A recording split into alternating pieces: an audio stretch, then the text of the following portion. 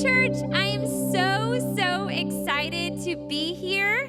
If those of you who do not know me, my name is Amber Harmon, and I have the wonderful privilege of being the children's pastor here at Bloom Church. If someone would have told me 5 years ago when I first started that I was going to be up on this stage talking in front of all of you, I would have told them that they were absolutely crazy, that was impossible and that I could not do that. And so I used to like to be just behind the scenes, and it is crazy whenever you just submit everything to Him, the dreams that He has even for us and our purpose, where He will take us. So if it's okay with you guys, I would like to show something off to you guys. That is my family. And so what I've got here is my husband, Matt, super handsome. And then I have our 4 children. If we go in birth order, it goes Kirsten, Sophia, Carson, and Bella. And so this next picture is all 4 of our kids. As you can see, we've got 3 beautiful daughters and 1 son. So if you can do me a favor and pray for that little boy. Also, I need you to pray for Matt and I, because now these 2 oldest here in the middle, they're both teenagers. We are entering a new season, and it's a little scary. But I am so excited because today is a very special day. It is Mother's Day. And every year on Mother's Day, we have a poem that is dear to us that we like to read. And so if it's okay with you, I am going to read it to you. To those who gave birth this year to their first child, we celebrate with you. To those who lost a child this year, we mourn with you. To those who are in the trenches with little ones every day and wear a badge of food stains, we appreciate you. To those who experience loss through miscarriage, failed adoptions, or running away, we mourn with you. To those who walk the hard path of infertility, fraught with pokes, prods, tears, and disappointment, we walk with you. Forgive us when we say foolish things. We do not mean to make this harder than it is. To those who are foster moms, mentor moms, and spiritual moms, we need you. To those who have warm and close relationships with their children, we celebrate you. To those who have disappointment, heartache, and distance with your children, we sit with you. To those who lost their mothers, we grieve with you. To those who experienced abuse at the hands of your own mother, we acknowledge your experience. To those who lived through driving test, medical test, and the overall testing of motherhood, we are better for having you in our midst. To those who are single and long to be married and mothering your own children, we mourn that life has not turned out the way you longed for it to be. To those who step-parent, we walk with you on this complex path. To those who envisioned lavishing love on grandchildren, yet the dream is not to be, we grieve with you. To those who have empty nest coming up in the next year, we grieve and rejoice with you. To those who place children up for adoption, we commend you for your selflessness and remember how you hold that child in your heart. And to those who are pregnant with new life, both expected and surprising, we anticipate with you. This Mother's Day, we walk with you. Mothering is not for the faint of heart, and we have real warriors in our midst. We remember you. So when I got asked to talk on Mother's Day, I was super excited. And kind of whenever this message started coming to me, I was in prayer here. Every day before we start work, we have an hour of prayer. And we all have our own little spots where we sit. And I like to sit in that row right up there, about 4 rows back. And every day, whenever I come in here and I'm praying and doing my devotion, I always start it the same. And I start it with praying for my husband and then praying for each one of our children. And on this particular morning, I was praying for one of my children who is having a hard time at school. And kids can be mean. And in that moment, I was just praying for her to have a strong foundation. And I thought to myself, I'm like, have Matt and I done enough for her to have a strong foundation? And as I was praying, God kind of gave me a little kick in my booty. And he said, Amber, what about you? And I was like, what? What do you mean, what about me? It's a little bit easier to think about everybody else and to try to fix everyone else and pray for everyone else, but not for ourselves. And I was like, what about me? And he said, what about your foundation? Don't you know that it starts with you? So that brings me to my first point. It starts with you.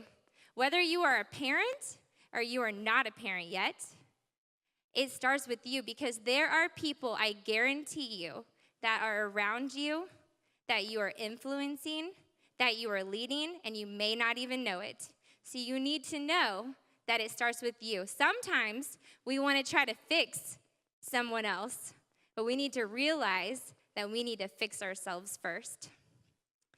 And so, so as I was praying about this, God reminded me of whenever I started building my own foundation, and he reminded me of this trailer right here. This trailer right here is super special to me. It's special to me for many, many reasons. One, it was the first home Matt and I ever bought together. Another, we spent our first year of marriage there. We also brought home all of our babies into that house. And so as I was thinking about it, I was like, okay, God, so he gave me this picture of this trailer in my mind while we're talking about foundations. And I was like, okay, like I know a lot of special things happen there.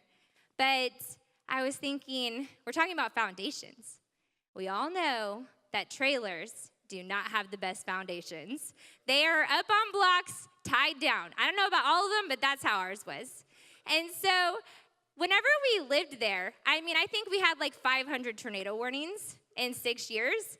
And every time, I love the Weather Channel. I would stay up and I would like watch the Weather Channel.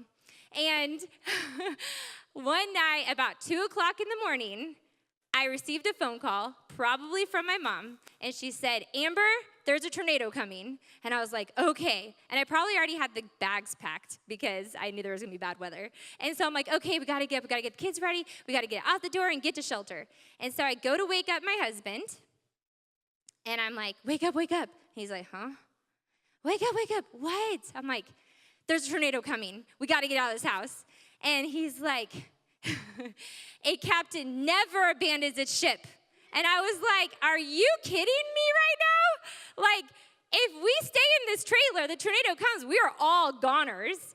And so he luckily came to his senses and we got out of there. But I thought, God, you are so funny. You are so funny that you gave me this vision of this trailer when we're talking about foundations.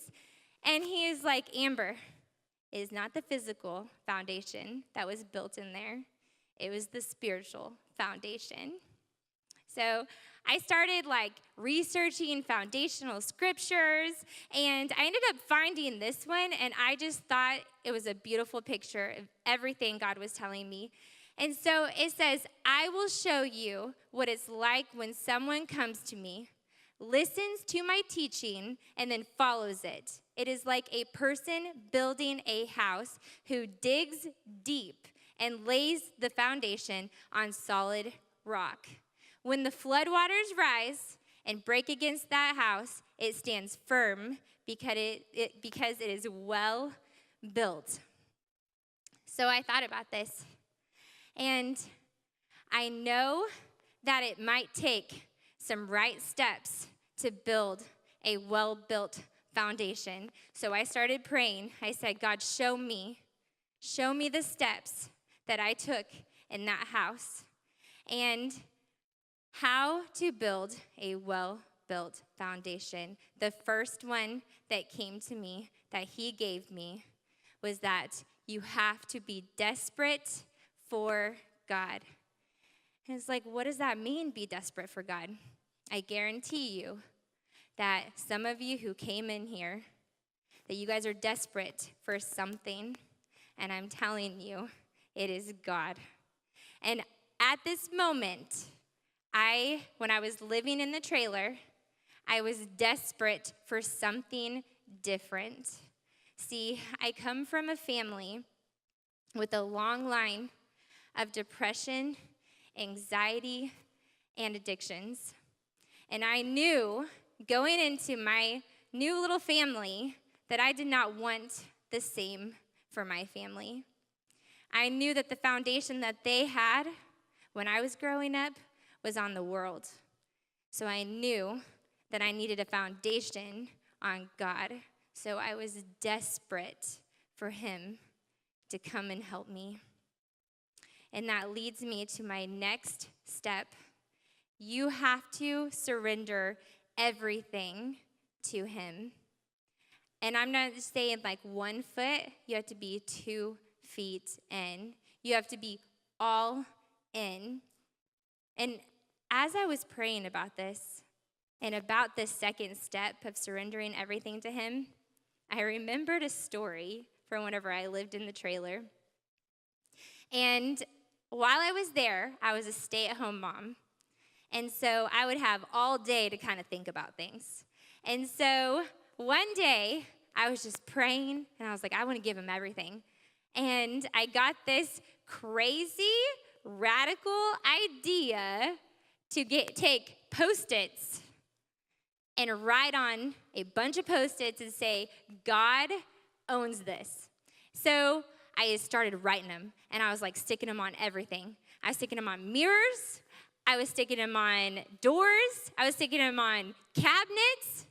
And I was like, I just have to have this visual that I'm giving everything to him. And it's not just me. It's not just my family. I'm like giving him all the physical stuff too.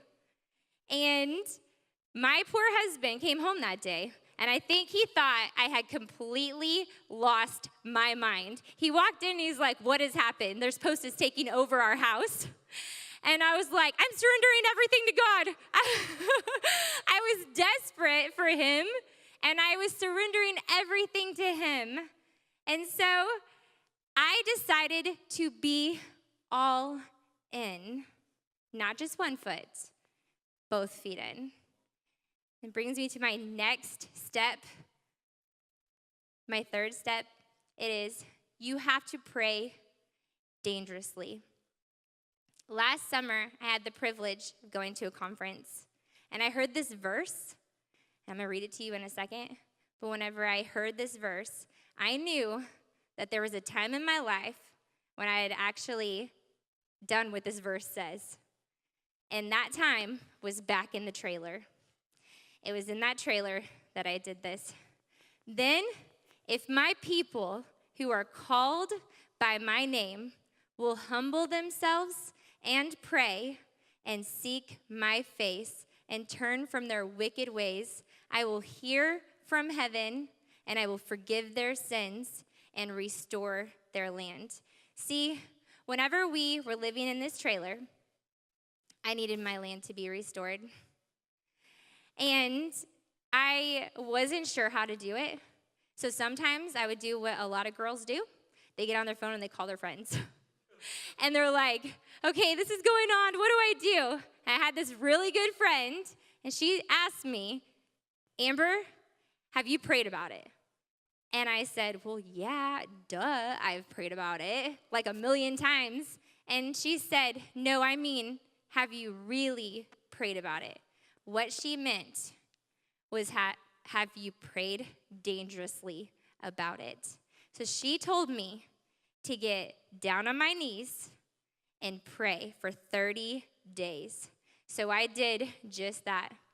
I got down on my knees with my face in that green, scratchy carpet of that trailer, and I prayed for 30 days. And I was praying for my land to be restored. In that 30 days, God told me something. He told me that my husband was going to be a youth pastor.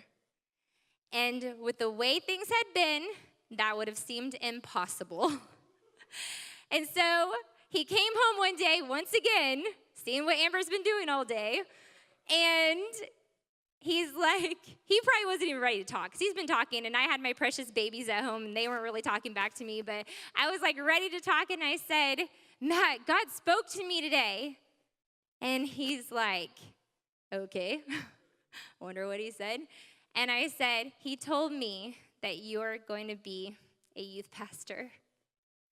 And his response was, well, if you wanted to marry a youth pastor, you should have married someone else. And I was like, oh. But you know what? I believed the impossible. I was like, I know God told me that, and it's going to happen. It didn't take 30 days. It took more like a couple of years.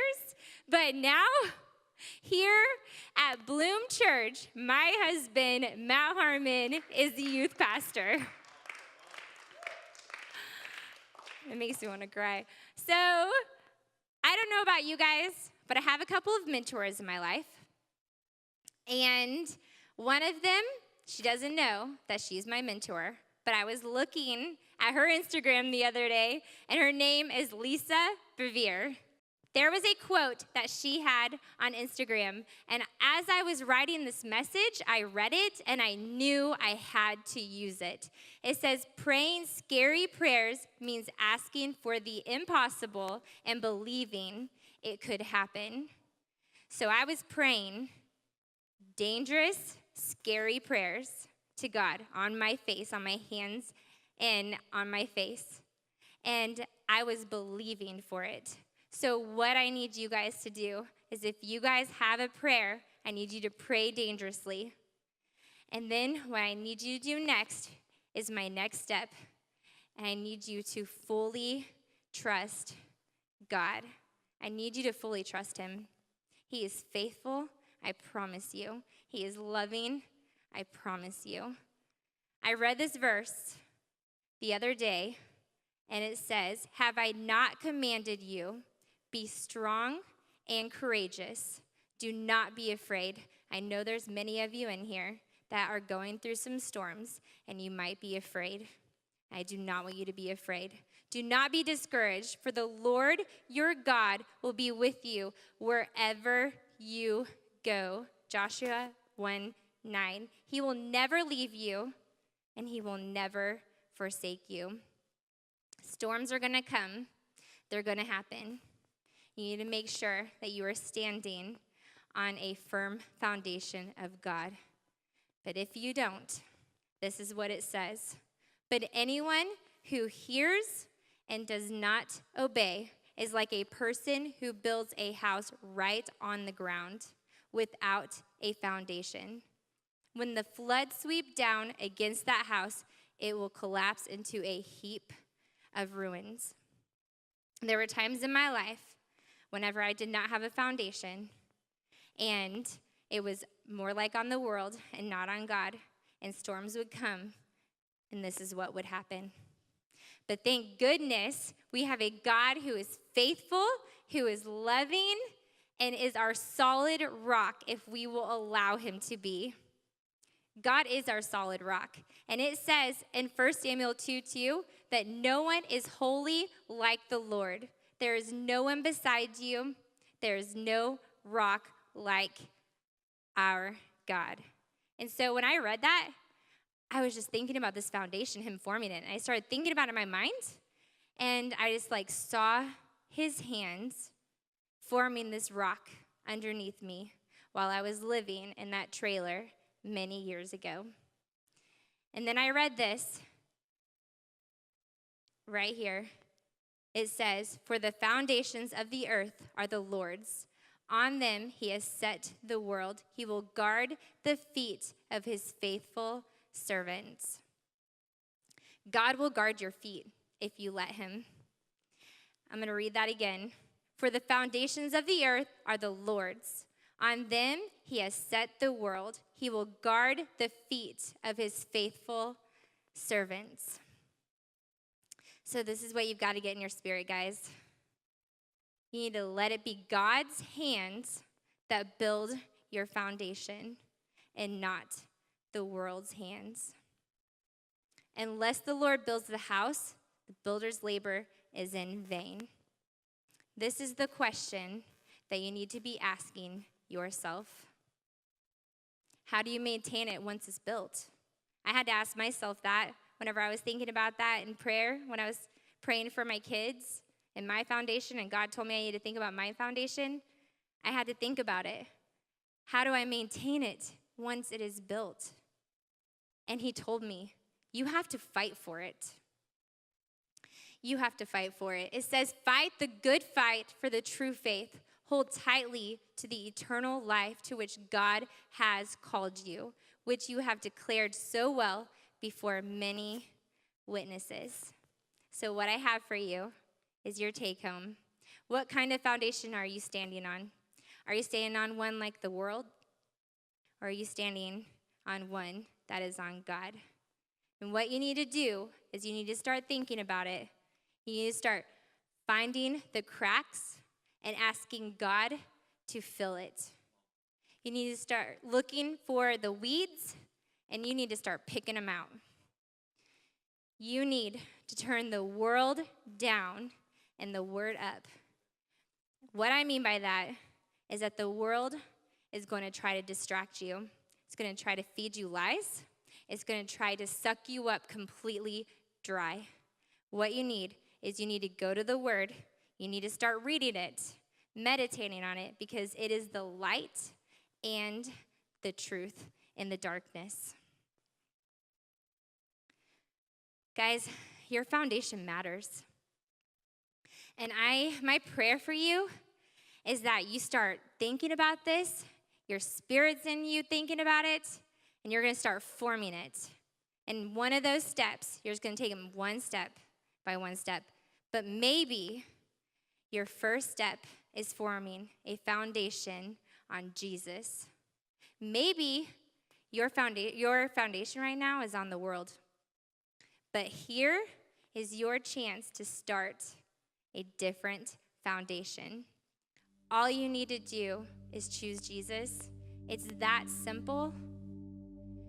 You just have to make a choice.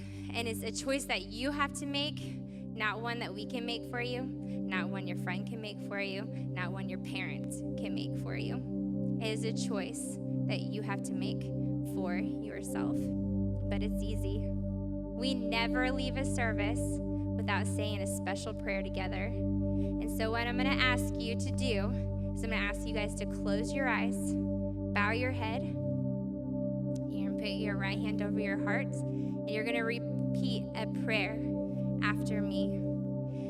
Dear Jesus, you are so good. Thank you so much for loving me. Even though I have sinned, I believe you sent your son Jesus to die on the cross for me. And I believe that he rose from the grave. And I believe that you forgive every one of my sins. Jesus, please come be the leader of my life. I choose to follow you the rest of my life. I am forgiven, I am chosen, and I matter. Hi, family. We hope you enjoyed this week's message, and we pray that it spoke to your heart. If you made a decision today to follow Christ, or maybe you recommitted your life to Christ, we want to hear from you. Send us an email at connect@bloomhere.org so that we can send you the next steps in seeing you bloom into who you were created to be. You can also connect with us on our website, bloomhere.org, or visit our Facebook page, Bloom Church, or Twitter and Instagram @ChurchBloom. We look forward to hearing from you. We love you, and we'll see you next week.